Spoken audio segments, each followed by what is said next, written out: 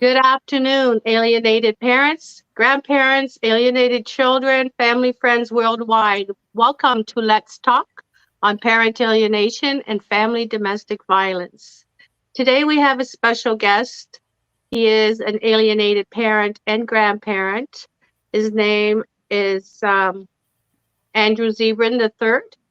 We belong together to the OAGM, which is our Alienated Grandparents Matter group with Graham Worthington and Wendy McDonald. Every Tuesday at 7 o'clock, we meet, and anybody, parent and grandparent with older children or even young children, please join us every other Tuesday.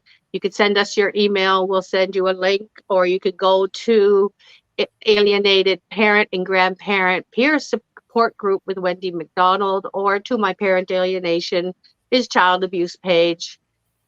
And we can get you connected and get you some help, really, emotionally and mentally, because we cannot give out legal advice or anything, but we are here to support you and educate people on where to go once you've got involved in having your children taken away from you during a divorce or a separation. The children are being stripped from loving parents, grandparents, especially grandparents, who are the ones that give the children love over a parent. And a parent can be jealous of that grandparent's special bond with the children. So this is how alienation can affect the children as well, by having them stripped from a loving grandparent to hating them. And this has got to stop.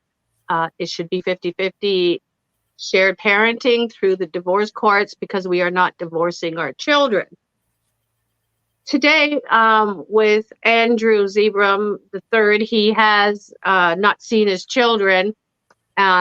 He's got a very horrifying story, how he found one of his grandchildren, and the child was in a shoebox on the evening news when Andrew found out that he had a dead grandchild.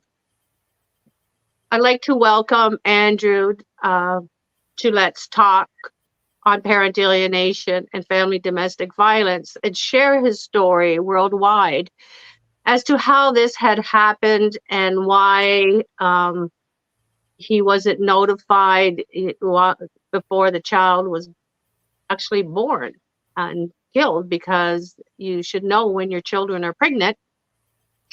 And he had no contact whatsoever. This is a sad situation for many of us. I know 18 years for me, and Andrew's going on just about the same, if not longer. So welcome, Andrew. Please share your story with us. I'm going to let you take the floor, and you just go ahead. Start from the beginning. You know, everything starts at the beginning before we can get to the end. Thank you for having me, Mary. Well, the beginning actually started with the first breakup of my first marriage. It was so toxic. I had originally 3 weekends with my kids because I was working. They don't give a father 50% access to a child. The best I could get was 3 weekends a month. And That's then good. right after I got that court order, my daughter told me, she was like 5 at the time, she told me she was being abused by her step parent. And of course, I was horrified. So I went and hired the best lawyer I could and spent thousands of dollars trying to get those kids out of that situation. Because I was remarried again, and my new wife was a registered nurse. We had a loving home. We produced 2 more children in that home. And the courts actually sided with the abusive parent, and I lost time with my children. And then later on, after the youngest of those 2 children grew up, there was a baby found dead in a garbage can in South Buffalo. And all of Buffalo and all of the world actually was asking the question, where did this child come from? Who would do such a thing to a newborn child? And then 2 weeks after that, woke up one day, 7 o'clock, turned on the news, and there is my daughter on the news arrested for murder of my firstborn grandchild. And what she did was, it's known as neonaticide, and that's the term for it. It's neo and naticide put together. It's a hard word to look up, though. You can't find a definition of it. What it is that a woman will hide a pregnancy and then do away with the child as soon as it's born.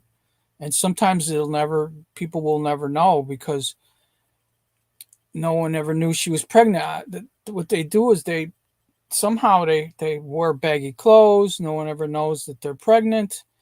But I had father's intuition for months before this, that there was something seriously wrong with my daughter. And when I saw it on the news, it answered all of the questions I had about that in my mind. I knew what I was thinking was true, that she had been pregnant, had the pregnancy, and then did away with the child. And they traced her down through the shoebox that she bought online. It led directly to her, and her only. So, Let me and just stop you there. She bought a shoebox. she had bought some shoes online for Oh, okay. she was going to culinary school, and they were Oh, special non-slip work shoes. So they traced the shoe order to her. And when I saw that on the news, it nearly killed me. I almost had a heart attack. And I immediately went downtown to speak with the police, because they never called me. And normally in a murder investigation, they will bring in everybody connected and look at all the evidence. Because I had pictures of my daughter on from Facebook that I had saved on my computer, and she did look pregnant in those pictures. So I could tell that there was something up, but no one ever wanted to hear from me. The police totally cut me out of it. And when I showed up at the police station, they were just the meanest people you would not believe. Here I was, a victim. Um, the murder occurred in my ex-wife's home, and that was the last place that ever should had. They thought that they had Mr. Zebrun in on the murder investigation. That was my ex-wife's husband. His name ain't Zebrun. So when I pulled out my wallet and showed him my license, they just went off on me. They threatened to arrest me. They didn't want to give me any information. I called the district attorney. He didn't want to give me any information. They didn't even want me in court wow. for the proceedings. In fact, when my daughter was sentenced, she got 2 years in prison for this, which I'm not saying she should have gotten more or less. I wasn't even allowed to speak as a victim's advocate, and I was the only person on the face of this earth who should have been an advocate for the child. And after I spoke with the police and the district attorney, they didn't want nothing to do with me and threatened to arrest me. I thought, well, I will bury the child and give it a proper Christian burial, which is all you can do in that situation. And the government even stopped me from doing that. I hired Wow. the best attorney I could, and he's, in fact, a very famous person, Paul Cambria, and I don't mind saying his name, and he will never sue me for this, but he made the case worse. He Oh, totally destroyed any. It's like he was working against me with the police and the district attorney. He destroyed any way I could have actually had the funeral. And it was awful, because I paid him good money and he tried to keep it, but he returned my attorney fees after I threatened to sue him, oh, wow. because he knew he was totally in the wrong. He just drove my case into the ground. He made it so And I even went on the news. I went on the local news, and they made me look terrible too. And I was just a father who wanted to do the right thing. Um, well, anyways, the news made me look terrible. This Paul Cambria guy, he is the lawyer who worked with the publisher of Penthouse magazine, Larry Flint. He worked with him to legalize porn in America, Mm. which is a terrible thing. Now, I never should have went to him. I thought he was a good lawyer. You know, he's friends with Arnold Schwarzenegger and all these Hollywood types. He was actually in a movie where he played himself on film about legalizing porn, and Wow. that was the worst place I should have went. So they allowed my ex-wife, they allowed my daughter, who was the murderer, to assign burial rights to my ex-wife. That is totally against the law. You know, I researched the law. What they did was totally illegal, and to this day, I don't even know where my first grandchild was buried. I've never even seen her grave. This is totally against everything, you know, that should go on in society. And I believe they did it because a year before this happened, I was living with someone who had her children removed from the home. This was not through anything we had done, but she had a daughter who was 16. I was living with someone who she had a daughter who was 16 with a 9-month-old kid. It's like children are having children these days. It's horrific. And she didn't like the fact that we wanted her to get a GED and get a job, you know, so she could provide for her child. So she called the police and said that we were fighting all the time and drinking all this stuff. She just totally lied. And the police removed both of those children. And later on, the CPS threatened to take my children over this incident. And again, all I was trying to do was do the right thing and help my girlfriend at the time. But I was speaking out against the police illegally removing children from the home without a court order, which is basically kidnapping. You know, they're supposed to, if something like that gets reported, they're supposed to have an investigation and bring people to court and whatnot and let a judge decide if parental rights should be removed. Well, they didn't do any of that. And I found out through research that they use the birth certificates to justify all of that. That's why we have birth certificates that are written on banknote paper, and they're actually legal instruments that are traded on the New York Stock Exchange, believe it or not. But that's a whole nother story. So I was speaking out about that and trying to alert people to the fact that the police can kidnap your children. Mm-hmm. And I believe as repayment from the government, they did this to me. You know, if you've ever dealt with the government, they act like they're being helpful, and they act like they're good people, but they're actually not. Mm. This is something I've found out. We all want to have rights for grandparents and stuff like that, but it's going to be super hard to do with the politicians we have these days, Yes, because they all seem to be on the same page of not actually helping us. that's right. They run, they hide. Yeah, and they actually get in the way, like my lawyer did, of helping you. Right.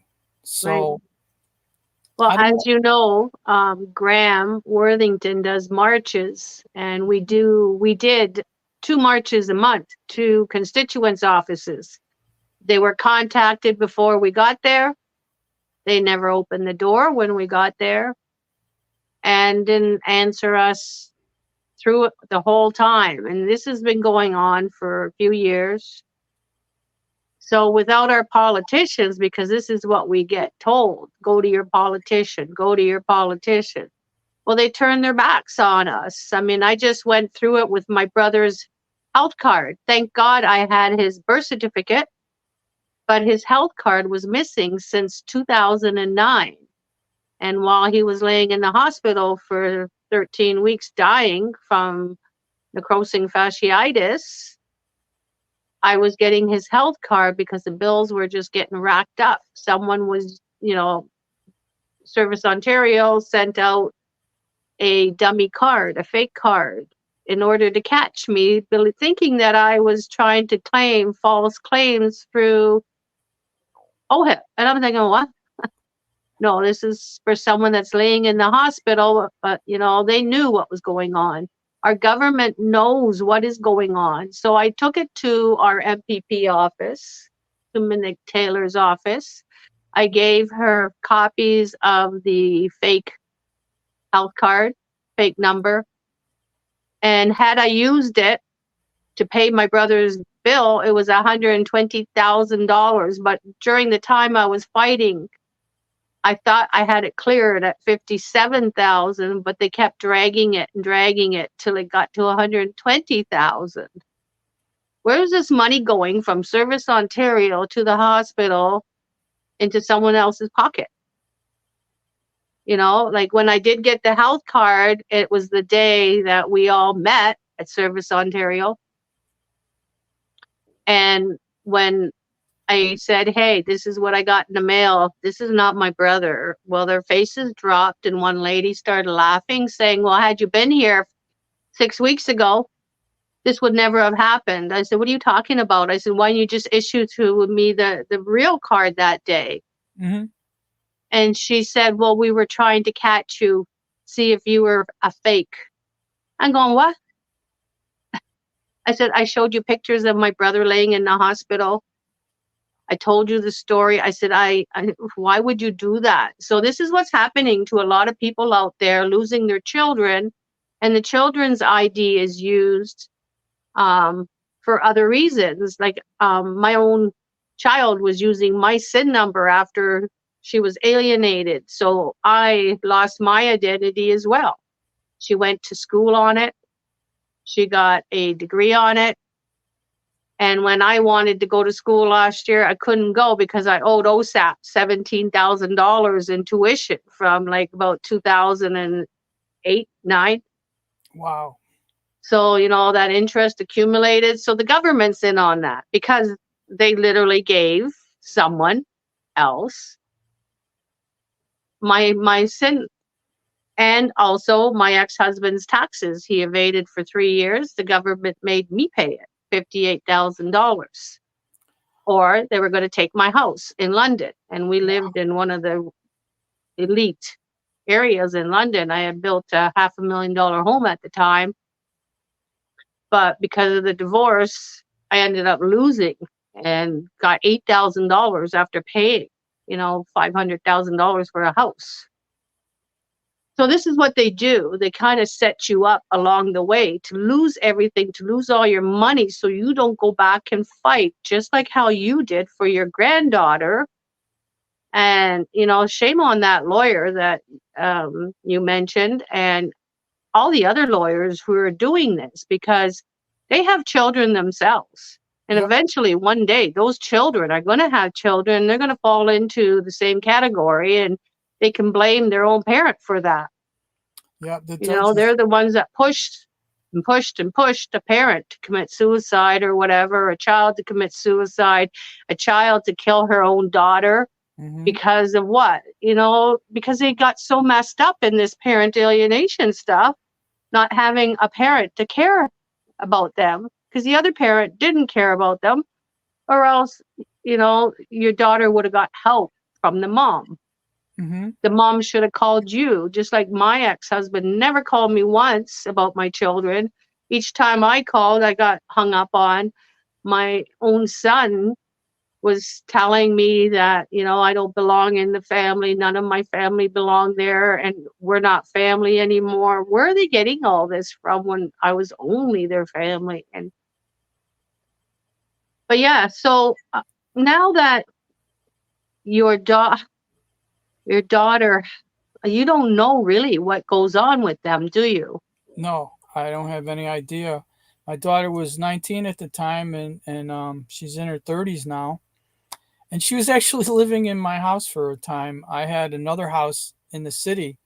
She was actually living in the upstairs. My mother was living downstairs at the time, so my mother let her live up there.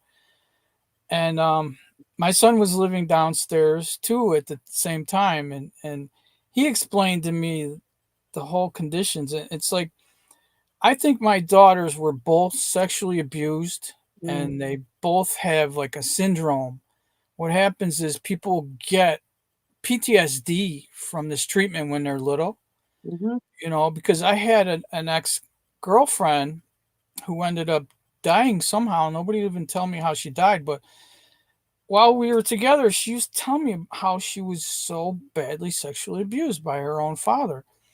So I believe that a kind of abuse, which somehow the courts like to give the abused to the abusers for some mhm. reason. That's how I lost time with my daughters, the one that committed the murder. I think that she has some kind of PTSD syndrome and it ends up screwing up their whole life. Because like I said, I had a girlfriend who complained about that and then she ended up dead. They found her on Halloween. She had been dead for 10 days. And we were engaged at one time, but I broke up with her because she was an alcoholic and I think she was abusing drugs as well. So I couldn't have that in my life. No. I grew up with that. My mother had a alcoholic boyfriend, and all he did was beat on her all the time. And that kind of abuse just it perpetuates itself. I could have ended up an alcoholic abuser, which I didn't ever want any part of alcoholism or abuse or anything like that. So these are the kind of things that I believe, are at the root of our society's problems today. Yep. And the politicians have no will, or I don't know, they just don't want to solve any of these problems. They'll be defunded. They won't get the funding that they want to get to where they want to go. Because I married an alcoholic too. He was an abusive bully in high school, being a soldier, and he was a horrible soldier, drinking. They drink 45 cents a shot, 50 cents a beer, so they get quite violent. Mm-hmm. And for 7 years, I had to deal with nursing an alienated alcoholic adult child. It was not fun. No.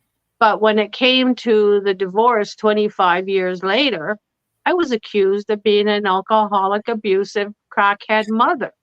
And I never drank. I never did crack in my life. I don't even know what it looks like. Mm-hmm. And well, I do now because when my brother got murdered, they showed us how they took fentanyl patches and made crack out of it in the courtroom with Oh. the one of the killers was showing us.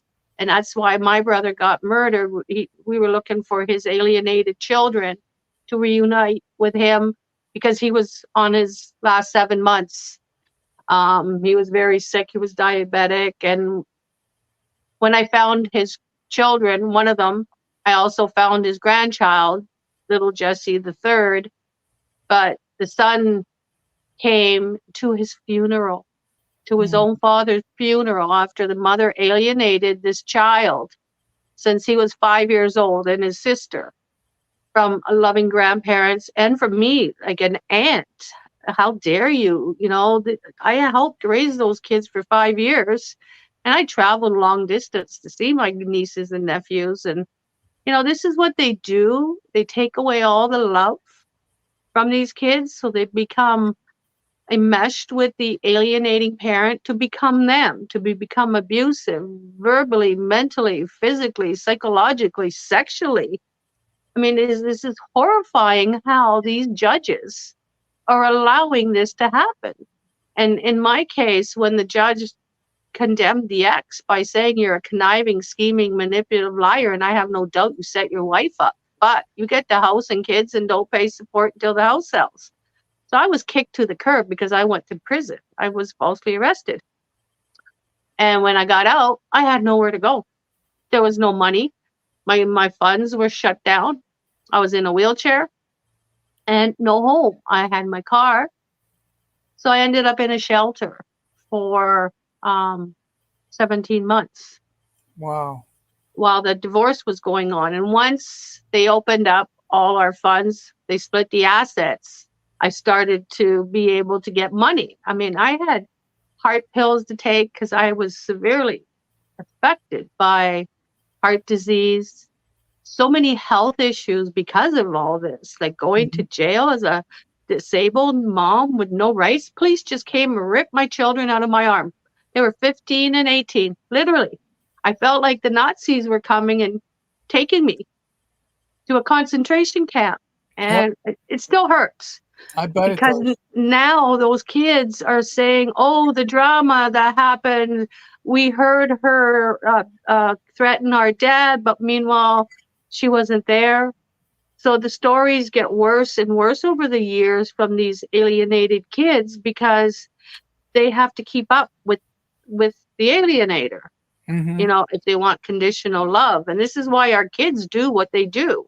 They badmouth us, they gaslight us to the point where they're perjuring themselves if the judges put them on stands. And it's like, are they waiting for us to bring our kids back to court now to say, they lied? Here's the proof, because it's just going to drum up more court money, right? Hmm. So this is how it prolongs for 30, 40, 50 years. And then when they die, they fight for the money. They don't Hmm. care that the parents died. Then they're going to court because they want what was left behind. They think they're entitled to it. It's horrifying. So there's these grandparents groups out there that are trying to have the monies transferred over to the future grandchildren, our future grandchildren, so that it's left somewhere. But the government is trying to shut it down. Why? Because our money's going to go somewhere. It's not going to the government. They're hoping that we don't give the kids, our alienated kids, the trust, Hmm. right? They don't want the kids to have it. They want us to die in silence so that the kids don't know that there was an inheritance for them. And this is how the government takes all our money. So what we're trying to do is have it so that it's transferred to the grandchildren. But like I said, it got debunked. The government doesn't want to put it through. So we're waiting on it. We're waiting for some bills to get passed because grandparents have the right. I mean, they raised us and we raised our children. And if there's no bloodline left, how are these kids going to know who they are, what they come from? There's so many pedophiles out there, murderers out there, and the children are lost, don't know who their parents are and why these parents fell into these bad situations. And Hmm. when you go to the cells, you'll hear, oh, I didn't have a mom, I didn't have a dad, I was taken away from my dad. I heard, my mom's boyfriend or my dad's girlfriend or boyfriend, whatever, because transgender, it's pretty crazy out there. Hmm. All these, different sexes and whatever. So the kids are falling into changing their body images and oh gosh, it's crazy. So what's your I know you've been trying to find your kids. Do you still have hope? Um, I do have some hope. Um, I don't know what it's gonna take. They're gonna have to. It's gonna have to sink into their own heads that they cut me out of their life for no good reason at all. Because I didn't actually do anything. I tried to be the best father I could the whole time, and they're the ones that turned on me. I had them over for visitations religiously. My kids would come every other weekend. As much I would have had 3 weekends if the court hadn't taken one from me. Right.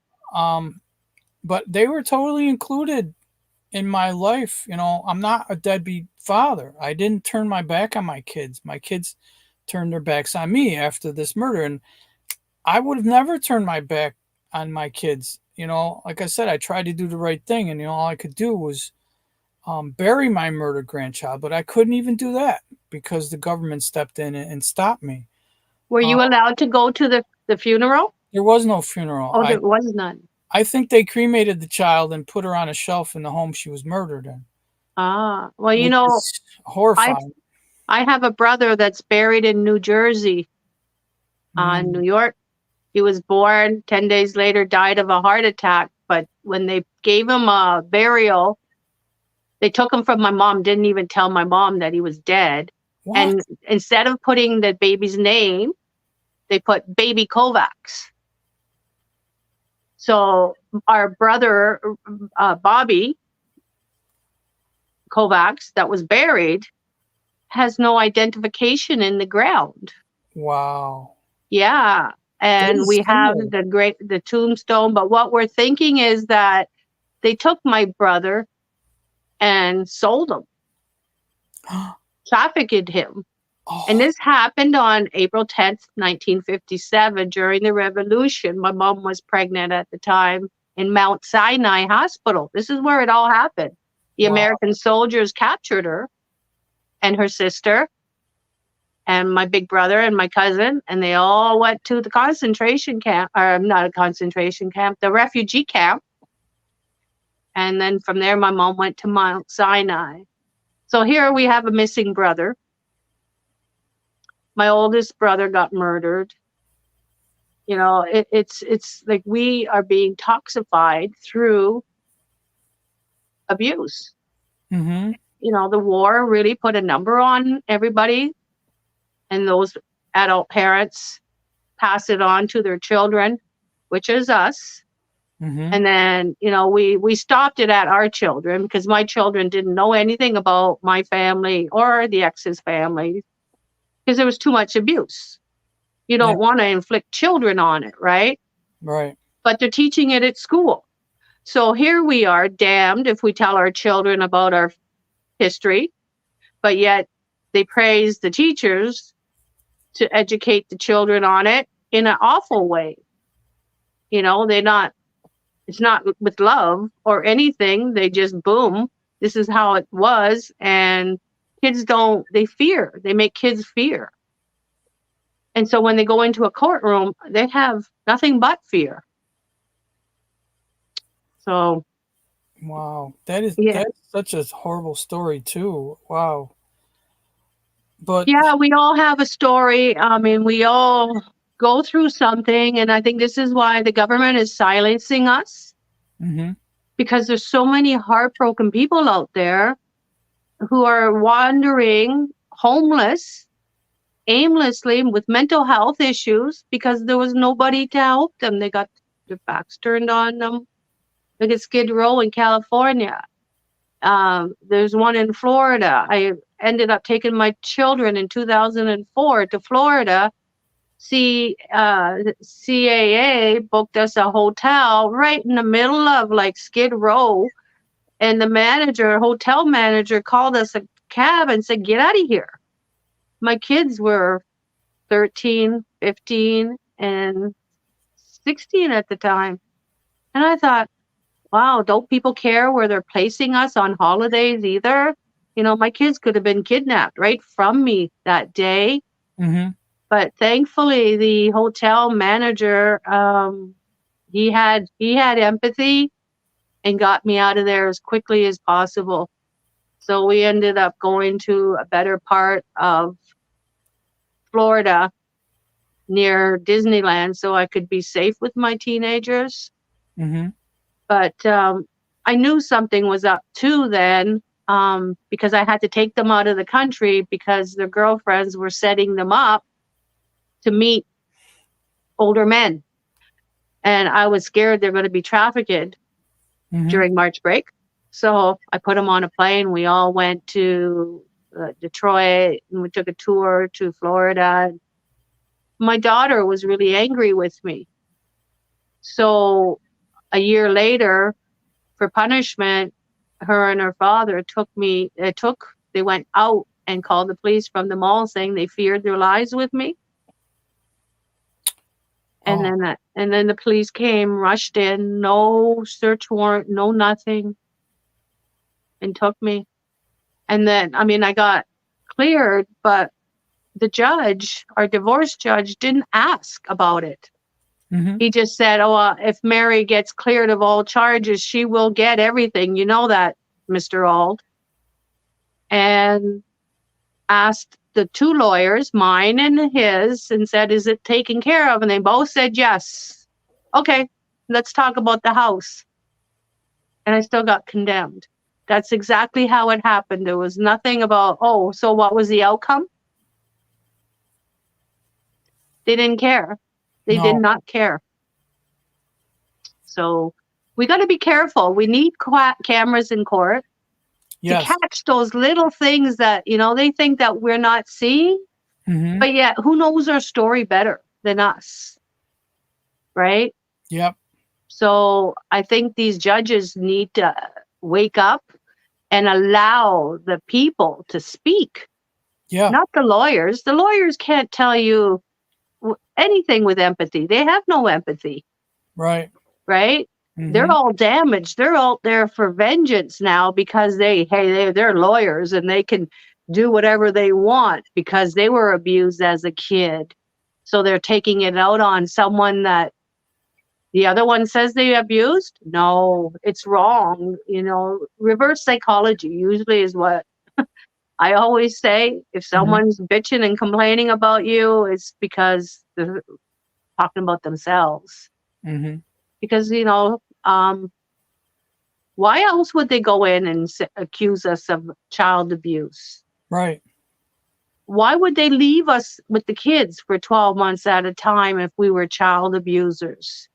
If we were the abusers, why did we keep them at bay? Like I knew my ex wasn't a child abuser. I knew he was a wife beater. I knew he was a violent rapist out there through the military. I knew that, but no one listened.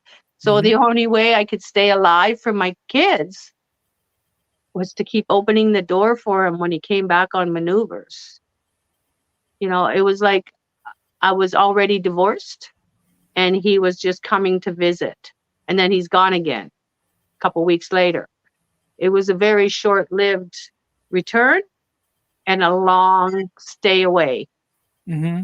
So basically, I raised kids alone, happily, lovingly, to overnight being a crackhead, alcoholic, abusive mother.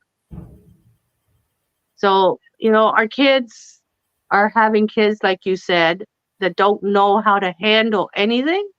Right. Conflict. They can't, they're always hyper vigilant. They're always taking the things we say verbatim and then trashing us, turning it around, saying that we were abusive by what we said. They just can't handle anything. Yeah, parental alienation is such a big problem. That's one of the root causes of all this too. Abuse and parental alienation. I don't know how we're ever going to solve that. That's people turn toxic for some reason. Like I said, I think there's abuse in people's lives that turns them into a toxic person. Whatever kind of abuse, and then they end up perpetuating that on the kids, and they'll turn your kids against you using parental alienation, and I don't know how we're going to stop that. Well, I think I do. It's the gaslighting. When one parent goes into divorce court and right away starts accusing one parent of doing something with no evidence, no evidence whatsoever. And then the other parent doesn't get to have that child for weeks on end, months, for the alienating parent to groom the child to say, your mom or your dad is dangerous. Mm-hmm. So by the time they go to the courtroom again, what is it, 6 months in between? These motions, they don't come overnight. And if they do, it's because there's something pulled out from underneath us to detour us so we don't make it to that courtroom, and then we lose the kids again. But I believe that's what it is, that they've had time to groom the children, put the fear in them that if they go with the loving mom or the loving dad, the targeted parent, they will never be, they'll be dead to them. They'll Mhm. be cut off on funds. They'll be unloved, because kids that are alienated are seeking conditional love. Did I Mhm. do good, dad? Did I do good, mom? Did I do good? Did I do good? This is how they are, because if they didn't do good, they'd be punished. And the Mhm. alienating parent will think that they're leaning towards the targeted parent. So this is what they do. They don't want the children to have a relationship with a loving parent and grandparents, Right. because they are the ones that know the truth. Mhm. They don't want to be revealed. Exactly. Yeah. That is a big problem. If the kids only knew the truth of the other parent, you know. Well, some of them do, because my kids were old enough to know. They had evidence. They became the alienating parent as well. They took on vicariously the abuse. That's what they call a domestic violence by proxy. The kids are living through the alienator. Um, you could see them if you put them into a room separately with a mom and dad. You could see how the voices of the child emulates that one parent.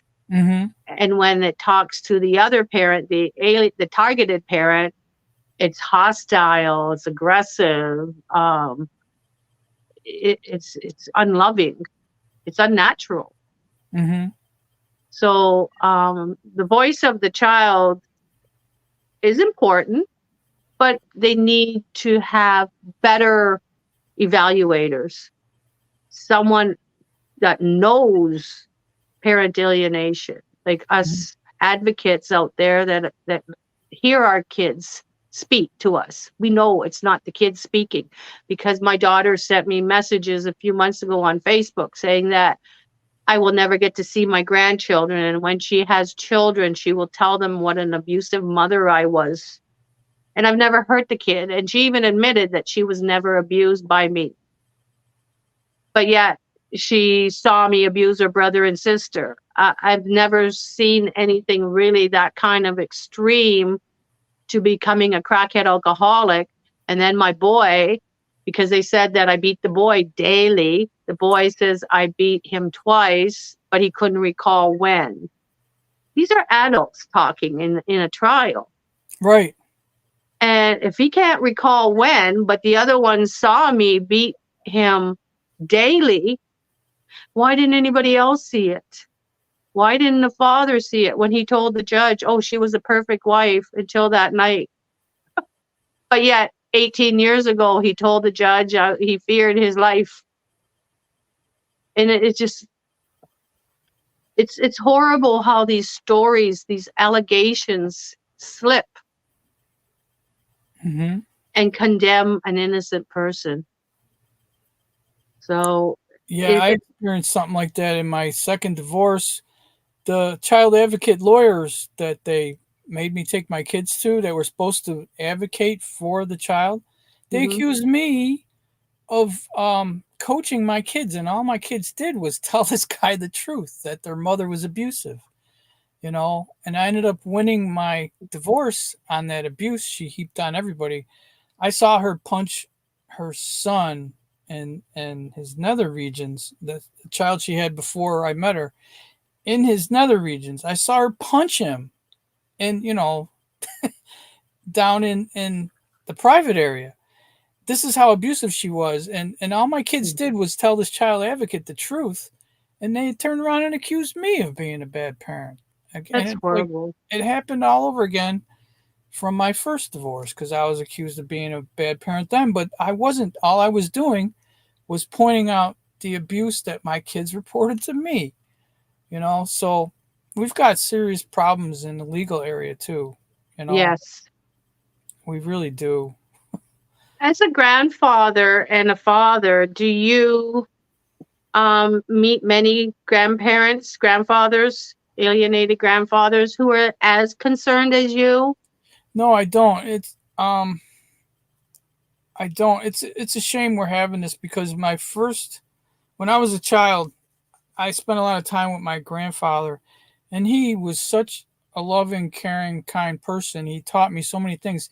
He was an engineer, and he knew Henry Ford through working for him, and all this. He taught me so many things. And then when I was 10, he died on his last day of work.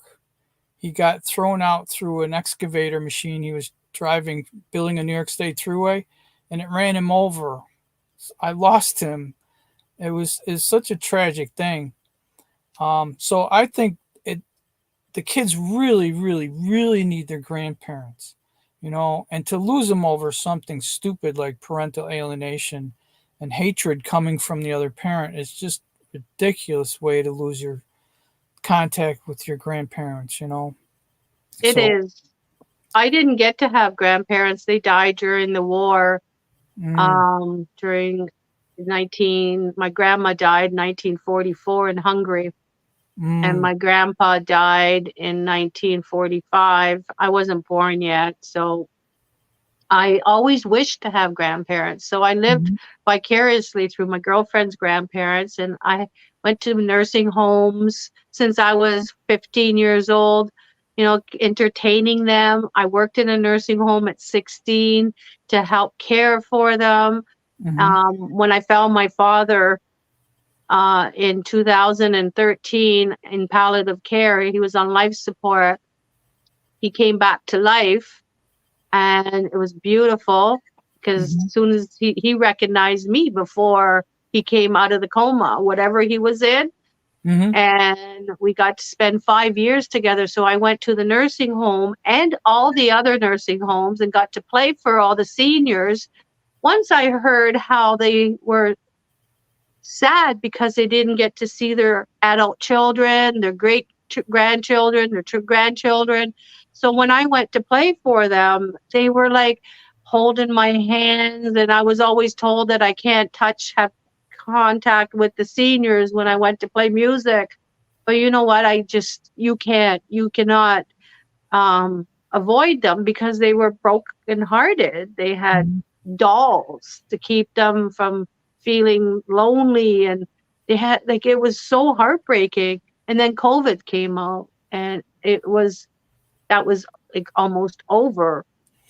It was sad. It was very sad that this is how all these seniors are living without their family around. And this is why I believe COVID came and attacked most of the seniors dying. I mean, the stories we heard over the years about 5,000 seniors thrown into the pit where 911 had all the people buried.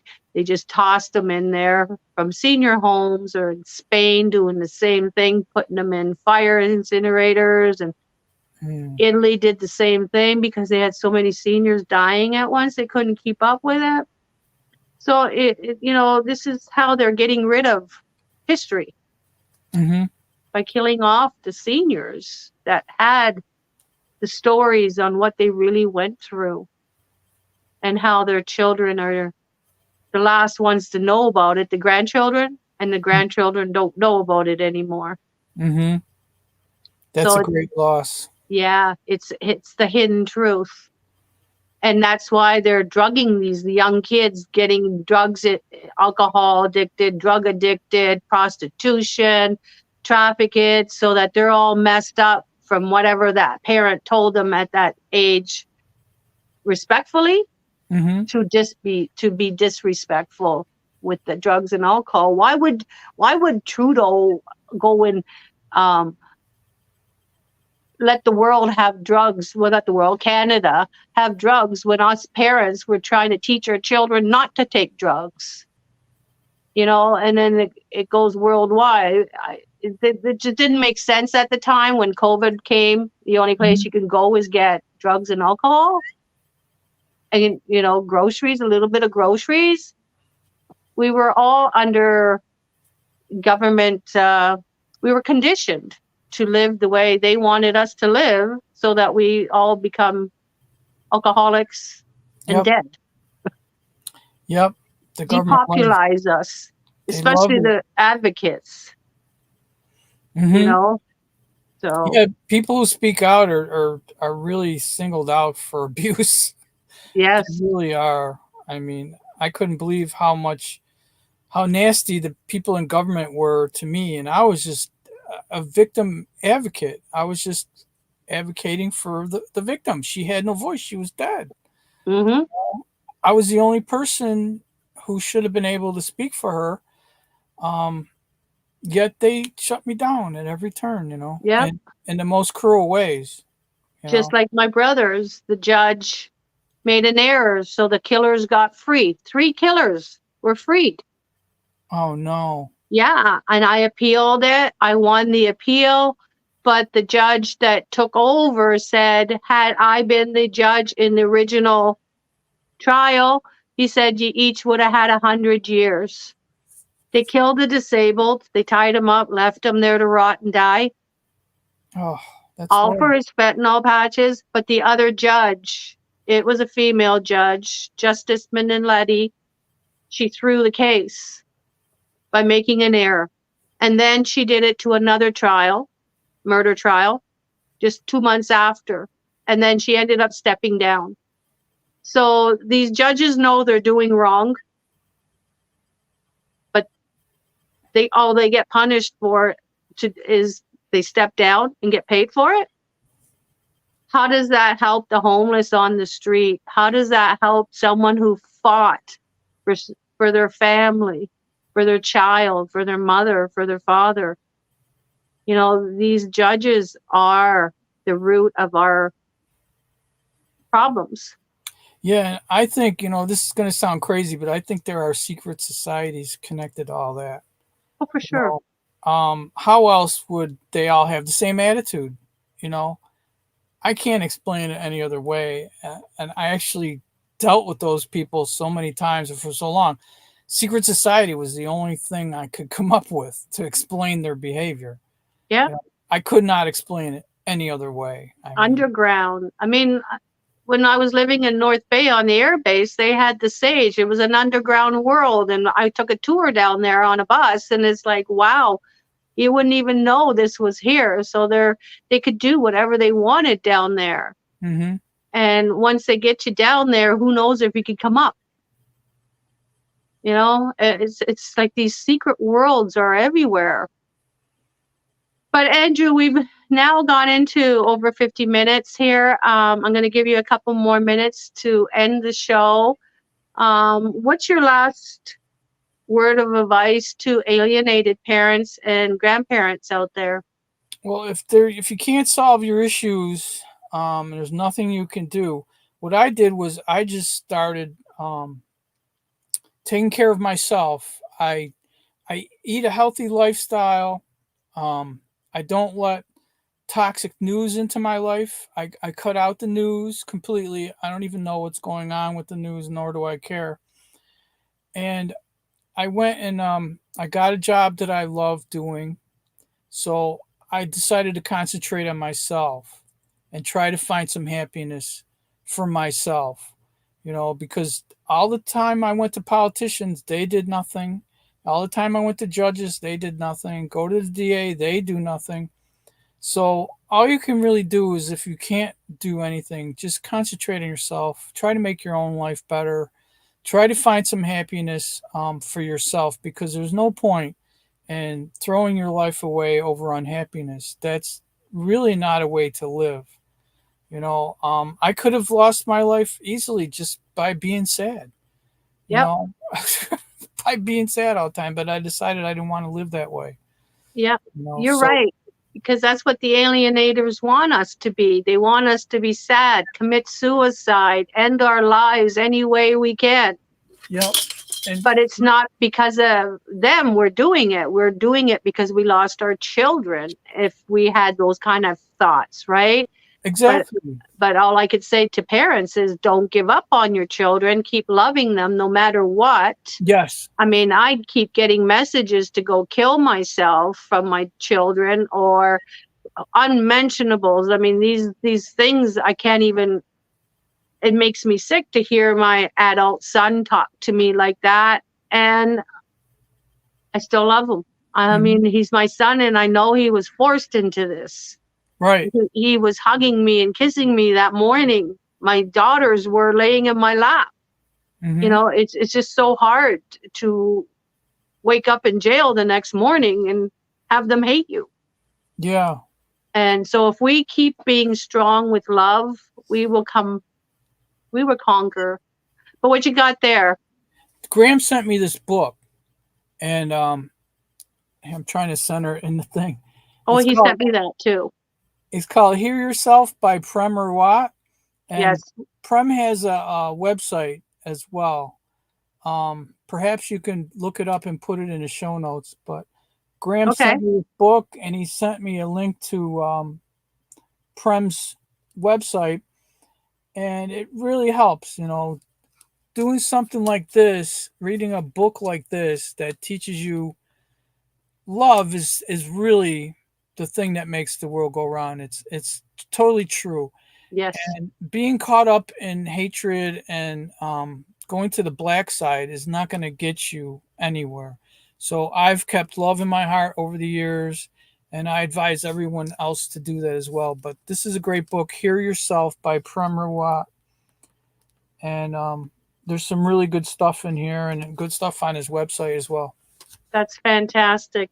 Thank you so much, Andrew. I'll see you on Zoom with Graham Worthington and Wendy McDonald on Tuesday nights, and any alienated parents and grandparents who would like to join us. You can catch a link on Wendy McDonald's page, Alienated Parents and Peer Support Group. So thank you again, Andrew. Parents, alienated grandparents, and children, thank you for tuning in to Let's Talk. Our next guest, we have Sean Bryan on Thursday at 1 p.m. He will come out and tell us about what he knows about family domestic violence. So this is going to be an interesting podcast as well. So parents, everyone out there, you have a wonderful afternoon. It's a gorgeous day. And I just want to say thank you from Molly and I for tuning in. She fell asleep on us, so it was a good thing. But thanks again, Andrew, and everyone out there. Okay, Let's bye. talk. Bye, Andrew. Let's Bye. talk on parent alienation and family domestic violence. Thank you.